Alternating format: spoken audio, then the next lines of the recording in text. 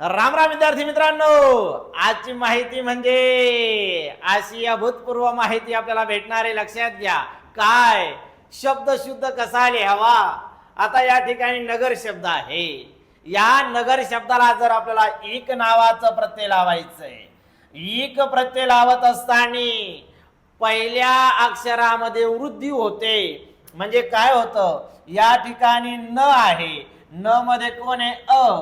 पण जर याला शेवटी आपल्याला इक जोडायचं तेव्हा या अच काय होतं, आ होतंय. म्हणजे न च काय होणार, ना होणार. म्हणजे ना ग आणि या ठिकाणी रिक म्हणजे शब्द तयार होणार नागरिक.